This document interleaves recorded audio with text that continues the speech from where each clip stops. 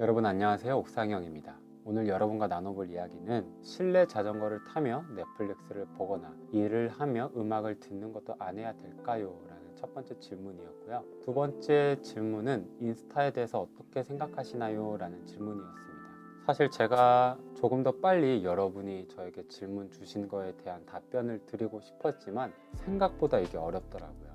제가 개인적으로 책을 읽고 제가 한 생각들을 정리하고 나누는 것과 여러분이 실제적으로 저에게 질문을 주신 거잖아요. 더 많이 생각을 하게 됐고 그 짧은 질문과 짧은 댓글이지만 그 안에서 어떤 의도로 그 댓글을 썼고 그리고 내가 어떤 방향으로 답을 해드려야 될까라는 고민이 굉장히 많았습니다. 그래서 오히려 책을 읽고 정리해서 퇴고하는 시간보다 오히려 이 두 가지 질문에 대한 제 생각을 정리하는 시간이 훨씬 길었던 것 같아요.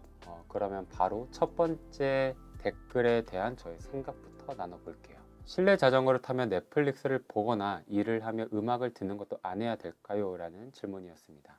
우리는 분명히 한 번에 두 가지 일을 할 수 있습니다. 출근을 할 때 대중교통을 타고 다니면서 음악을 듣는 것, 대표적인 예라고 할 수 있죠. 그래서 우리는 정말 한 번에 두 가지 일을 할 수 있는 것처럼 보입니다. 하지만 과학적으로 보면 그렇게 보일 뿐 우리 뇌는 실시간으로 전환을 하고 있었습니다. 도둑맞은 집중력 책에 보면 이런 내용이 있습니다. 평균적으로 작업 전환이 이루어지고 집중력을 다시 회복하는데 소요되는 시간은 평균적으로 23분이라고 합니다.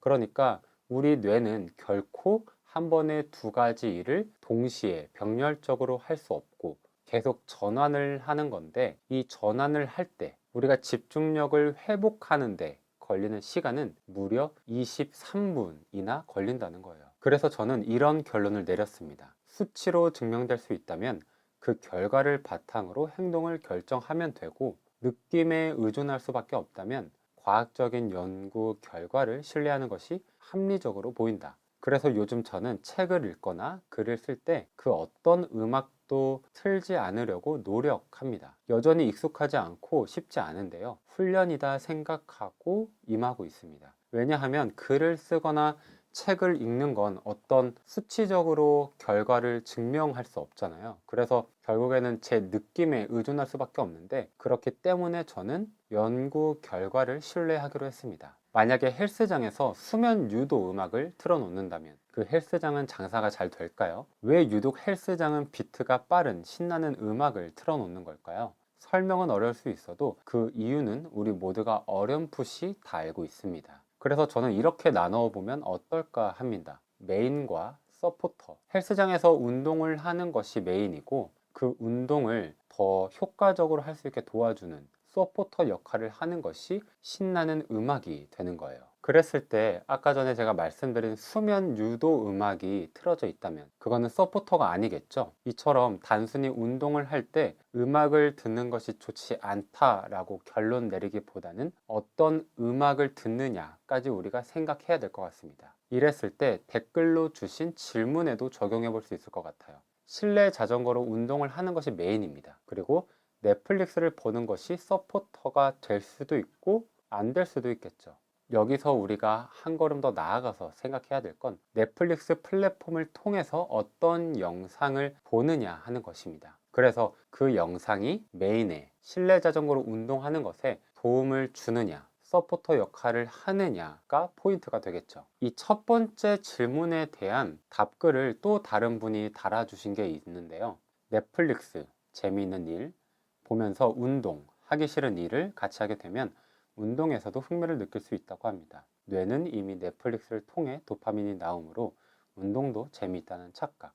처음에는 같이 시작하면서 자연스럽게 운동 루틴이 잡히게 되고 그러다 운동을 통해 긍정적인 방향으로 변해가는 나를 보면서 넷플릭스 없어도 운동을 하게 됩니다. 라고 답글을 달아주셨습니다. 이 답글에서 제가 조금 주목하고 싶은 부분은 넷플릭스는 재미있는 일, 그리고 운동하기 싫은 일이라고 조금 단정적으로 정해버린 느낌이 있는 것 같아서 이 부분에서 저의 의견을 조금 말씀드리면 저는 무엇보다 내 자신이 정말 즐기면서 생각만 해도 설레는 내 성격에 정말 잘 맞는, 그래서 평생 할 수 있을 것만 같은 운동을 찾아야 한다고 생각합니다. 조금 시간이 걸리더라도 그런 운동을 찾는 것이 장기적으로 볼 때 훨씬 효과적이라고 생각해요. 저는 로드 사이클을 약 10년 동안 탔습니다. 타왔습니다. 어떤 목적을 위해서 탄다기보다 그냥 타는 게 좋아서 타요. 이 사이클이라는 운동은 제 성격에 정말 잘 맞습니다. 신기하게도 똑같은 유산소 운동이지만 러닝은 저에게 잘 맞지 않아요.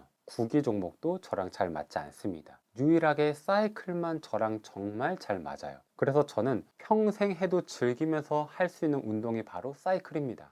저는 이 운동을 찾은 거죠. 내 성격에 정말 잘 맞는 운동을 찾았을 때 가장 큰 이점은 제가 생각했을 때 식단 관리, 몸매 관리, 체중 관리, 다이어트에 대해서 자유로워졌다고 해야 할까요? 아무래도 사이클이라는 운동이 워낙 칼로리 소모가 심하고 운동량이 많은 전신 운동이기 때문에 그런 부분도 없지 않아 있겠지만 제가 사이클을 즐기게 되면서 제 성격에 정말 잘 맞는 운동을 찾게 되면서 더 이상 저는 식단 관리라든지 다이어트에 대한 고민을 전혀 하지 않게 됐습니다. 20대 초중반까지만 해도 겨울에도 밖에서 탔어요. 그런데 아무래도 이제 20대 후반, 30대 넘어가다 보니까 이제 겨울에는 사실 잘 타지 않습니다. 그러다 보니까 겨울, 비시즌에는 조금 살이 쪄요. 그런데 살이 찐다고 해서 스트레스를 받거나 막 식단 조절을 하거나 다른 운동을 찾거나는 하지 않습니다. 왜냐하면 시즌이 되면 날이 풀리면 다시 밖에서 사이클을 타게 될 거고 그럼 저는 자연스럽게 살이 빠지게 될 걸 아니까요. 그렇게 10년 가까이를